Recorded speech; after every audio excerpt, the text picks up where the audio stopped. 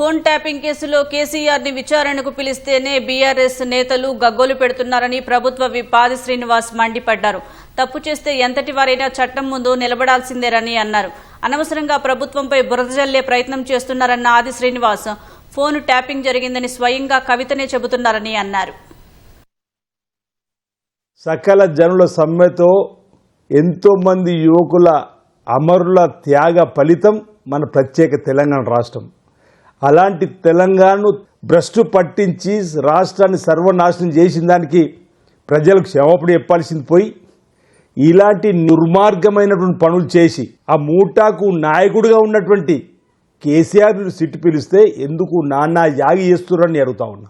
ఈరోజు మీ telephone tapping జరిగిందన్నారు, తెగ బాధపడ్డారు. రాజకీయంగా మమ్మల్ని ఓర్వలేకని విమర్శలు చేస్తున్నామన్నారు. ఈరోజు కల్వకుట్ల కుటుంబం నుంచి వచ్చిన కవిత కూడా అవును టెలిఫోన్ ట్యాపింగ్ జరిగింది, మా ఆయన టెలిఫోన్ కూడా ట్యాపింగ్ చేసిరని చెప్పిన దానికి సమానం చెప్పలేక ఈరోజు ఈ విధంగా పిచ్చి పిచ్చి ప్రేలాపనలు చేయడం అనేది సబబు కాదు. మేము ఈరోజు చట్టానికి సహకరించాల్సిందే, చట్టం ముందు హాజరు కావాల్సిందే, వాస్తవాలను చెప్పాల్సిందే.